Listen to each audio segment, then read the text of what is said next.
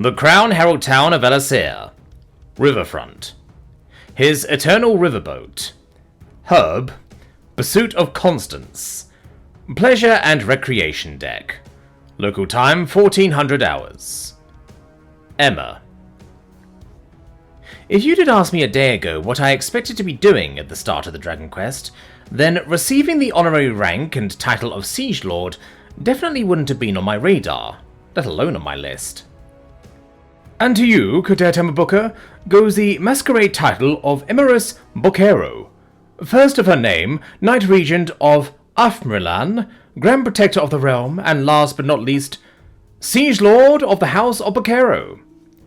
Lord Atali spoke, his voice echoing throughout the domed hall as he stood high and triumphantly atop a glorified stall. The silence that followed was punctuated by the awkward clapping of the curiously named Pleasure Hall's staff.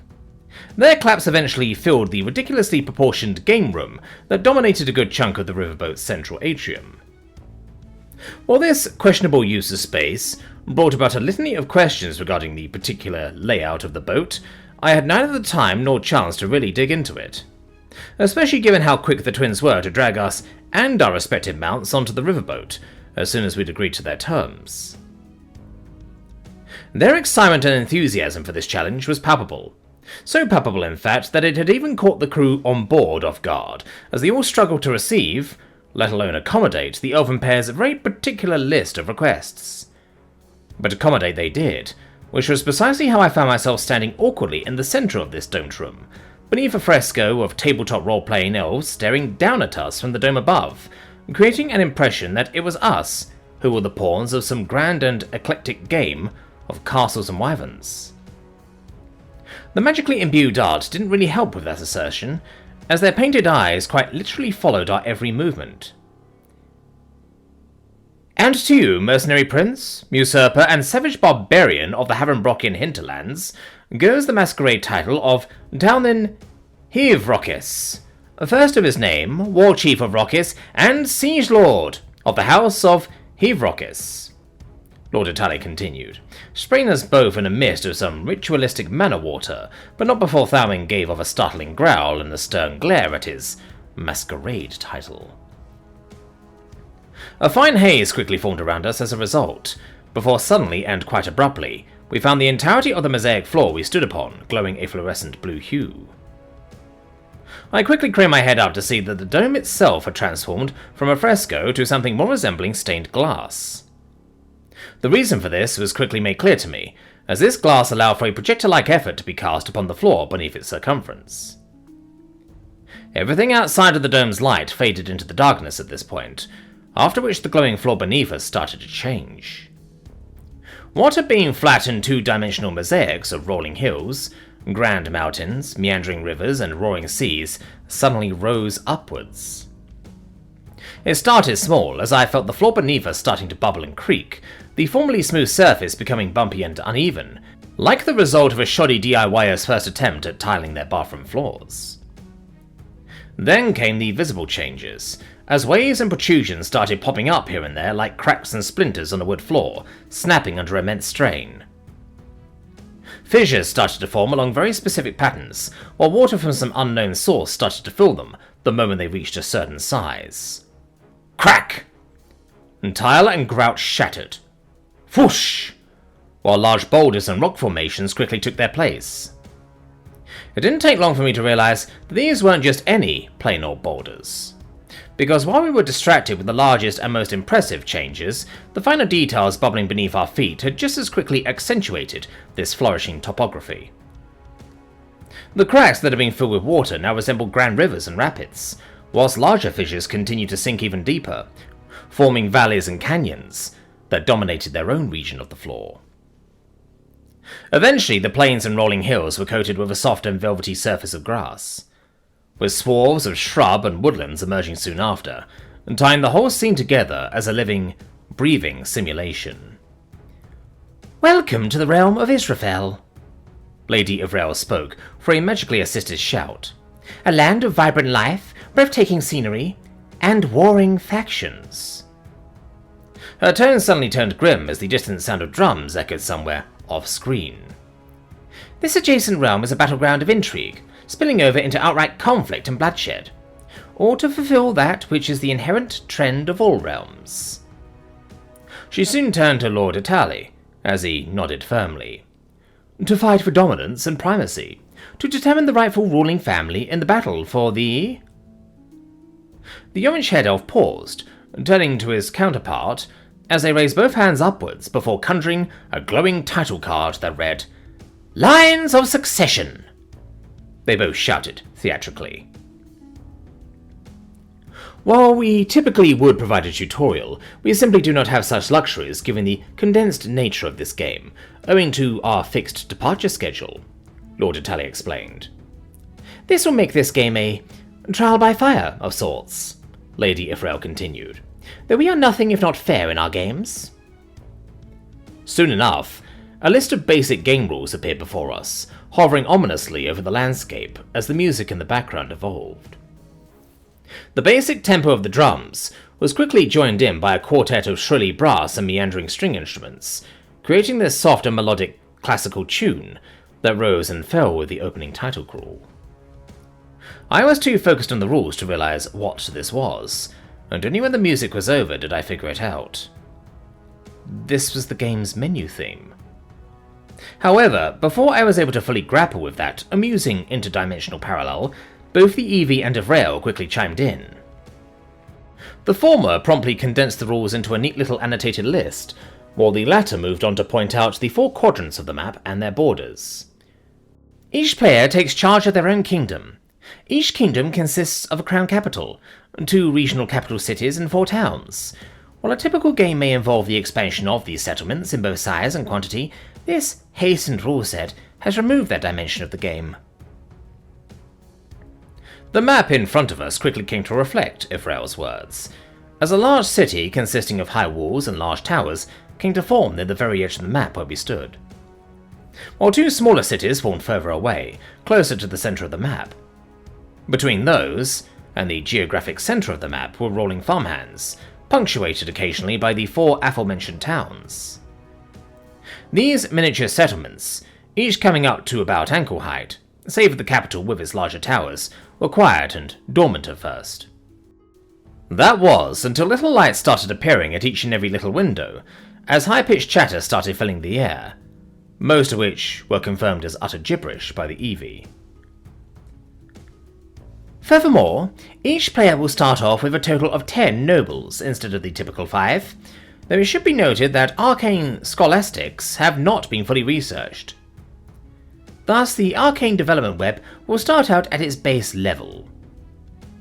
Israphel spoke informatively, as yet another magical projection appeared above us. I couldn't help but to snicker at what I saw. A frickin' tech tree? I mumbled quietly, under a muted breath to the Eevee, who simply beeped in affirmation. Your nobles are not fixed to either the martial or civil path, Israphel added. You may thus assign your nobles as you see fit, Itali quickly chimed in, as yet another projection appeared in front of us. This one was about as unfantastical as they came. It was an org chart. Dividing up the nobles in the game into 2 distinct categories, the aforementioned military path and the latter civilian path. The former had all the obvious callings of a typical hero unit in an RTS game.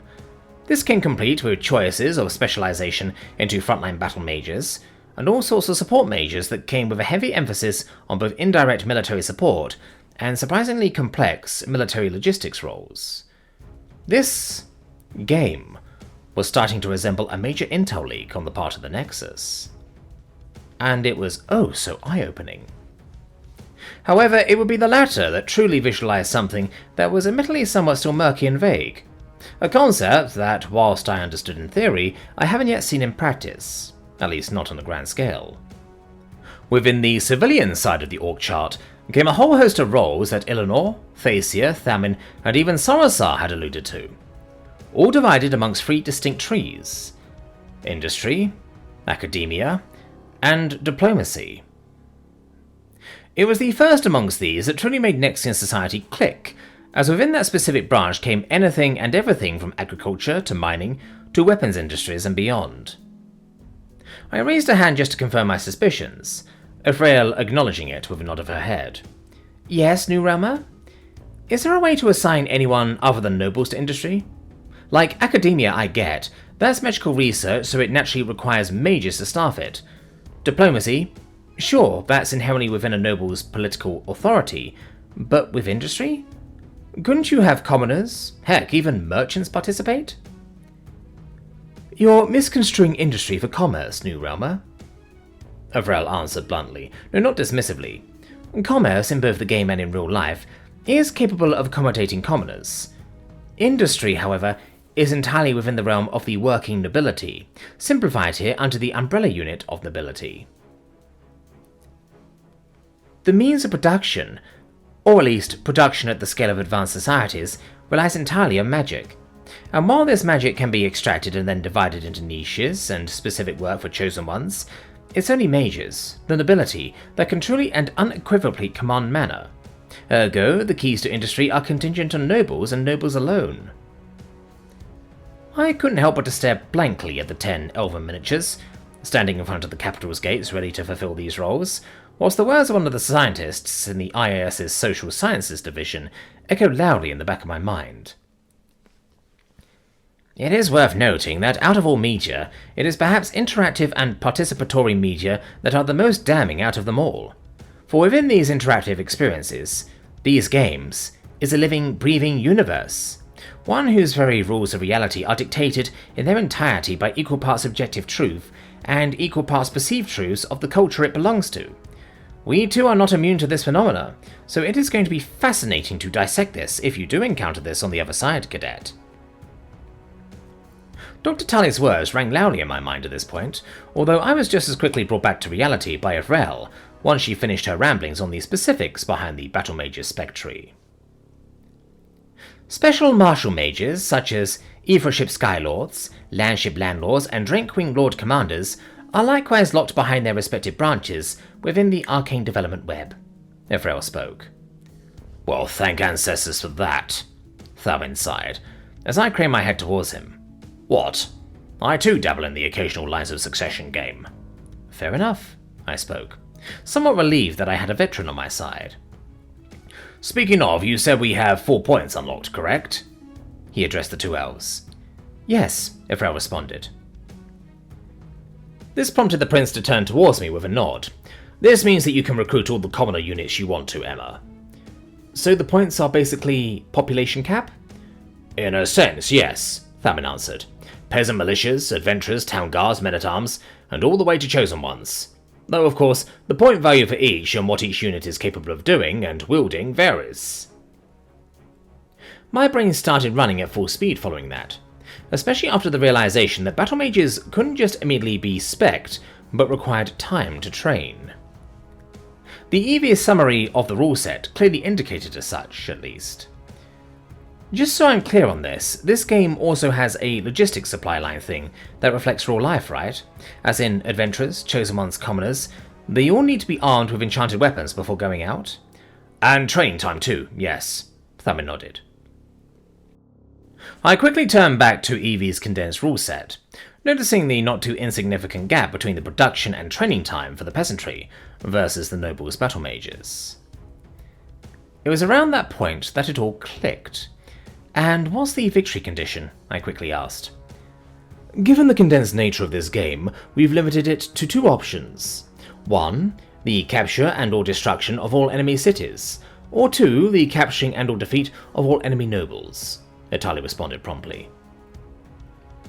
The gears inside my head shifted up a notch at that confirmation, as a wide grin formed beneath my poker face faceplate. Any further questions, New Realmer?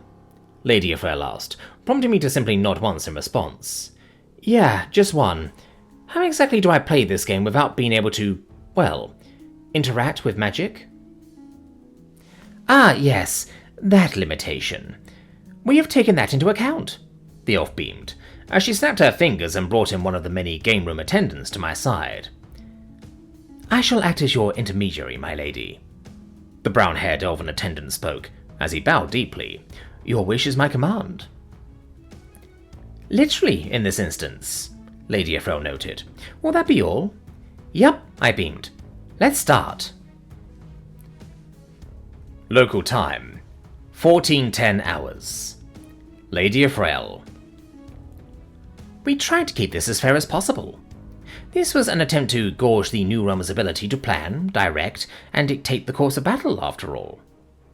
Moreover, this entire venture would grant invaluable insight into this savage New Realm's grasp of war, testing it, probing it, and projecting it over a truly modern battlefield.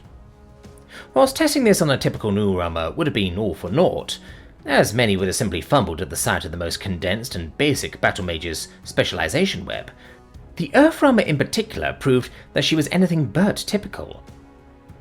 But whether this anomalous nature would extend beyond mere words, presence, and physicality would be decided here, on the stage of that most civilized of high-stakes activities, contemporary warfare.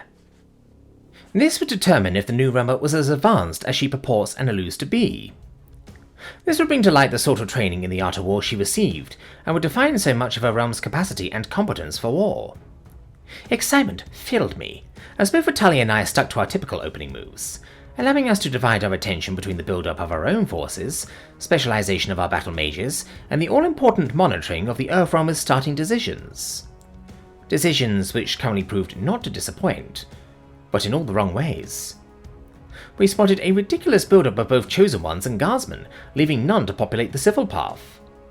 Conversely, all but two of the New Realmer's nobility were placed into the civil path, creating a lopsided polity that teetered on collapse. We both turned to each other upon that realization, scoffing at it with a series of soft chuckles.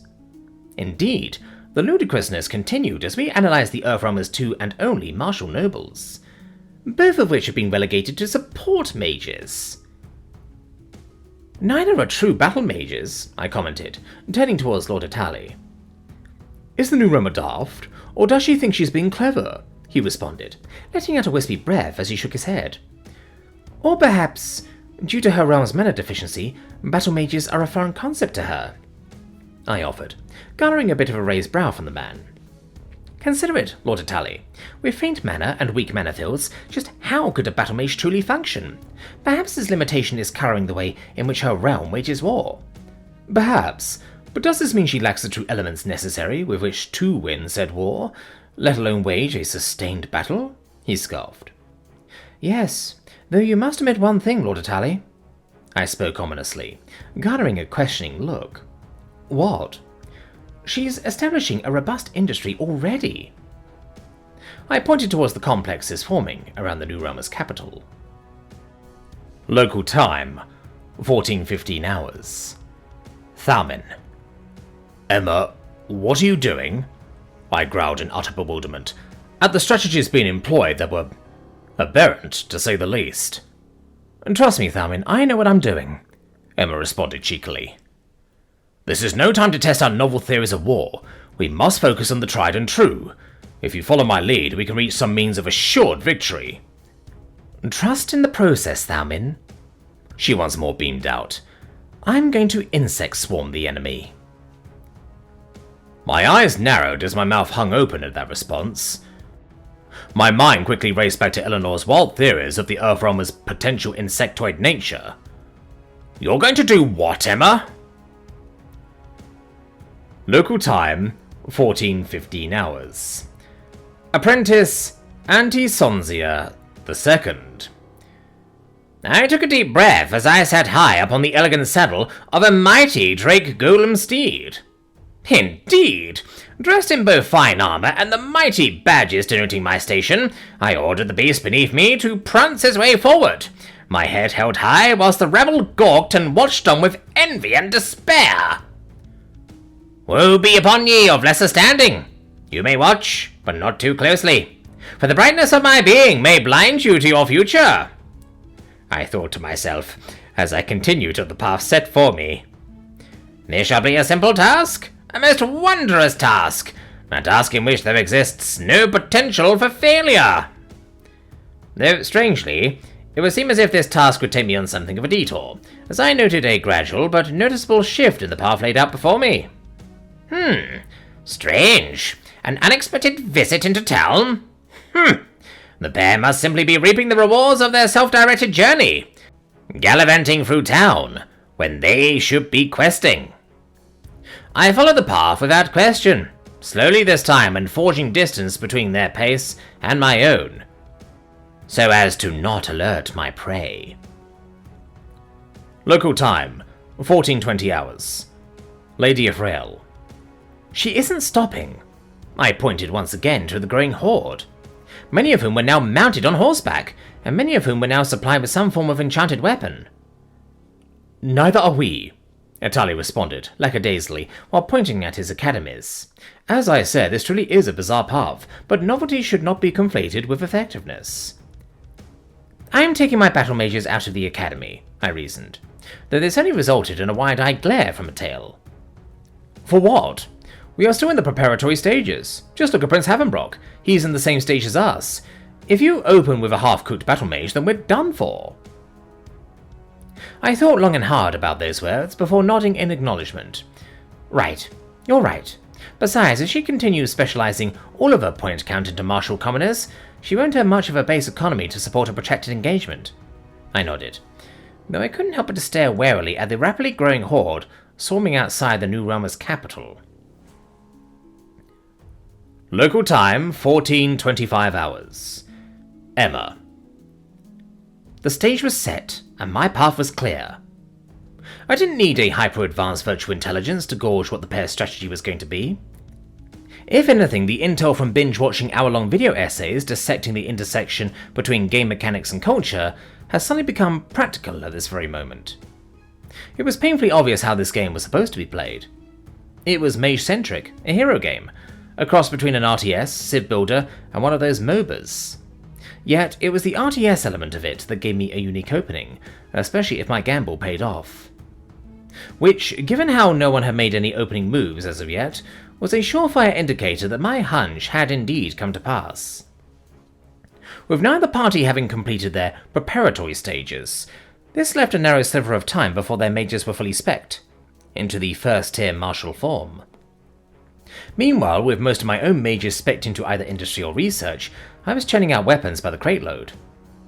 Plus, with the full pop cap unlocked, I ignored all semblance of a sustainable economy and pushed hard into churning out ranged and advanced units, all supported by the full and unsustainable war economy brewing in the capital. With a deep breath, I watched as the last of the mounted cavalry were armed, following which I ordered the game staff elf to move my pieces forward. A questioning look was shot from both them and Thalmin. However, after a solid insistence, they eventually and reluctantly acknowledged my command. All the pieces were in place for a Zerg rush, as my hordes of commoner units moved up towards the center of the map, first in one solid mass, then... Local time, 1430 hours. Lady Israphel.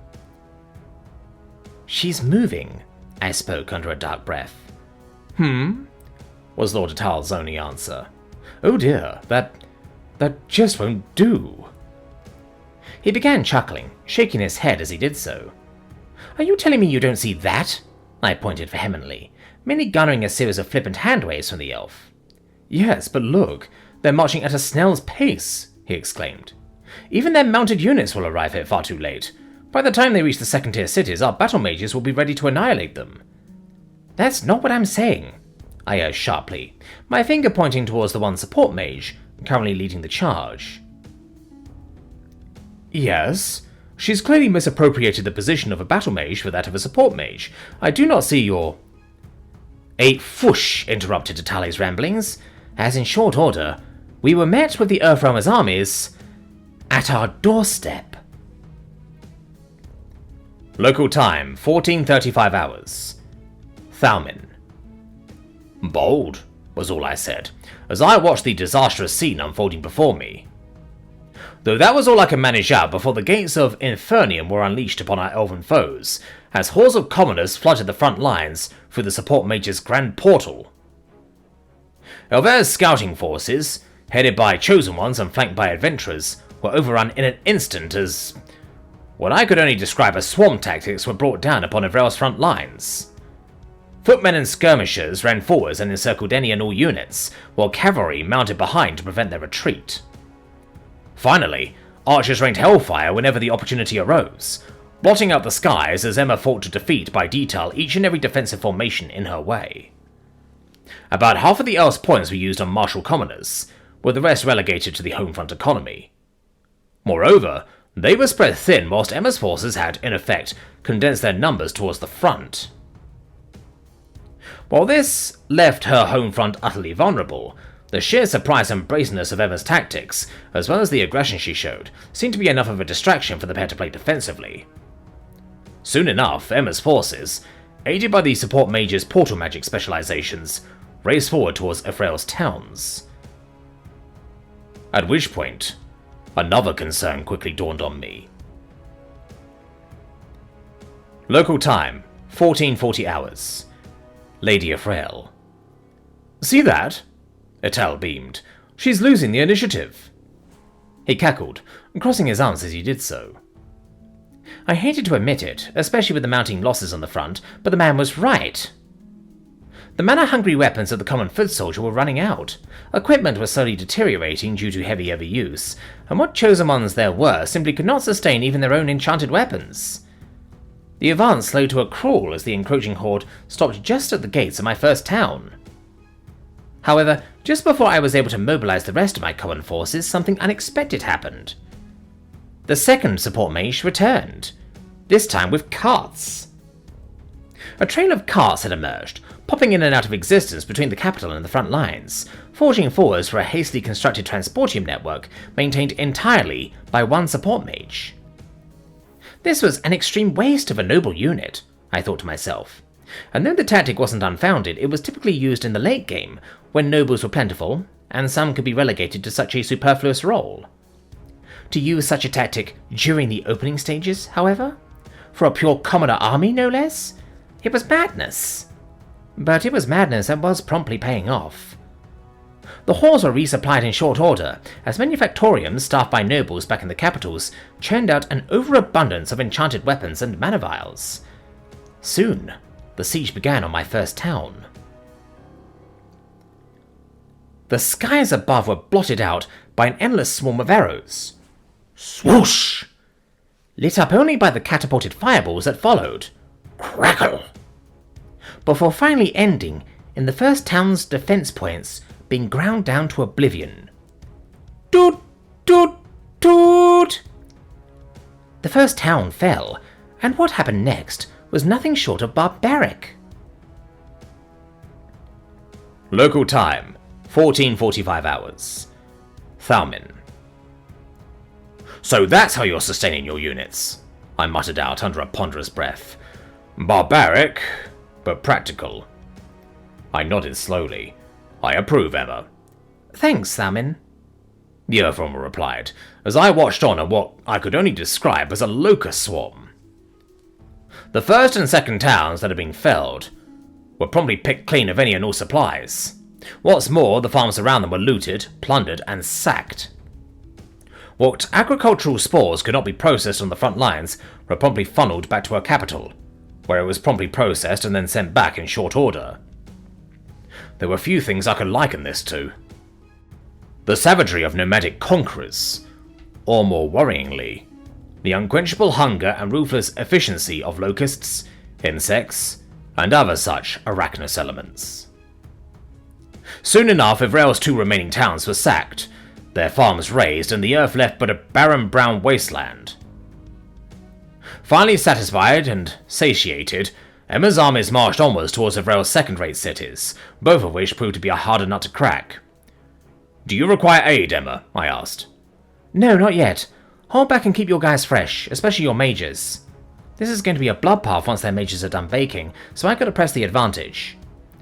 How do you expect to break through these two cities? Surely you can't sustain. Emma suddenly pushed her forces forward, storming one of the cities from all sides as her archers began pouring down arrows, without mercy. Eventually, my worst fears were actualized as much of her foot soldiers were felled by the city's defenses. Emma, what are you... Then it clicked. The martial gap means that the city's own defenses can decimate my archers and catapults, no? She asked with a chuckle. Yes, I nodded. Well, Since their mages are still cooking, it seems like the cities are just relying on the same sorts of enchanted weapons we have, albeit a lot bigger, which means they can't just level the land or perform big AoE attacks. All of this is to say... The Overrunner paused, pointing at the gradual decline of the city's health. They can't stop all of us. Either they shoot the foot soldiers and allow the archers to rain hell on them, or they shoot the archers and allow the foot soldiers to start scaling the walls. I watched not in horror, but in abject satisfaction at the ensuing onslaught. And this is sustainable? I shot back. No, Emma answered bluntly, but this whole thing is a big gamble. You're betting on their defeat before your own fall? Bingo! Either they are defeated or I starve and run out of men. It's all or nothing. The Overrunner spoke with a terrifying glee. Gosh, I love insect swarm tactics. Local time, 1450 hours. Lady Israphel. I turned to Lord Italy expectedly. However, all I saw within his eyes was the same revulsion brewing within me. Moreover, the man was too focused, too fixated on pressing his own advantage, pushing his forces and harassing the Lupinors. This didn't work. If anything, the Lupinor was simply stalling him, micromanaging his units in such a way that took his attention away from my disastrous situation. It was only after I tugged at his sleeves did he finally turn back towards me, at which point did he notice the barbarians now crowding outside my lone capital's gates.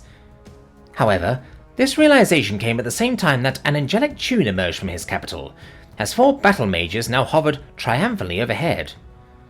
This was in stark contrast to my own capital, as without food and resources from the now raised towns and cities, my battle mages were effectively trapped in academic purgatory. Despite this, it was clear Italy still had something up his sleeve.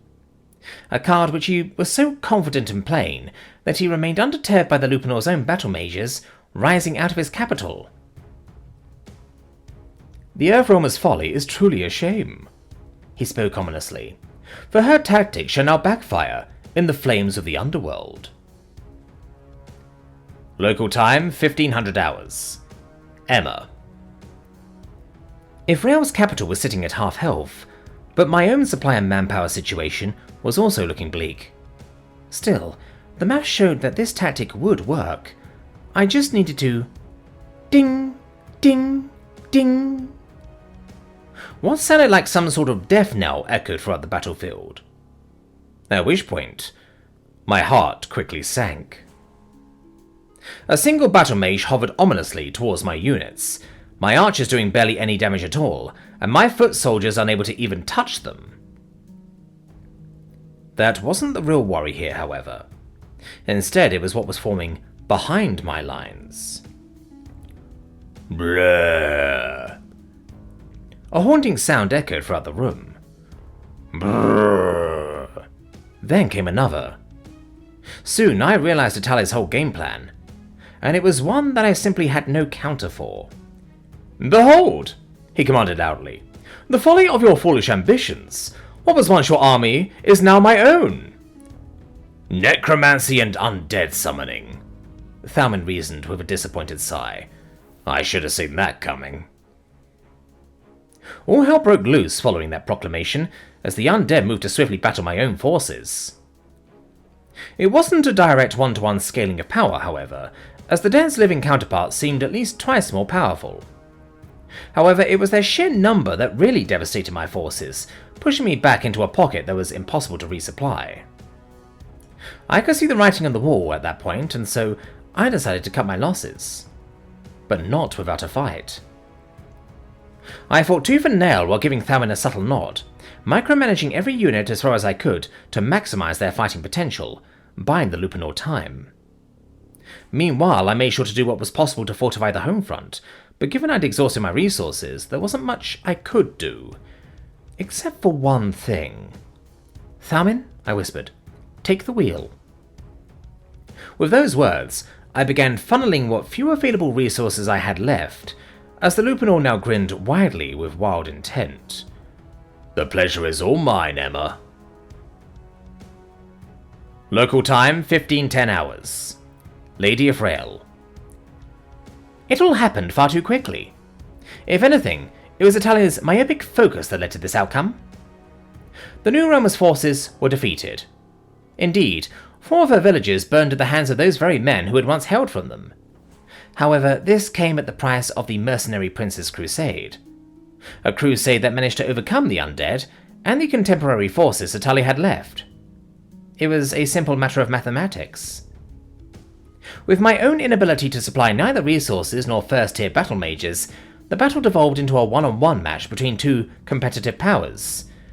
Though it should be noted that only one of those powers simply had more to gain, by virtue of their allies' relatively untouched territories. The mercenary prince made short work of Atali's towns and cities for a series of conventional siege tactics made possible by a balanced and proper deck. If anything, Atali's undead deck was starting to backfire as a result of their inability to gain experience and rise in rank. He tried compensating for this, of course, with battle mages that fought hard against the Lupanor zone. But with both being equally matched in this dimension of the war, the writing was already on the wall. The rest of the battle played out like a typical game, Atali only managing to draw things out before their ultimate end. "A shadow has fallen upon Israphel," a far-off voice announced, as the final ounce of health was knocked from Atali's capital. We both stood there, unable to grapple with what had just happened. The Lupanor, that was obvious.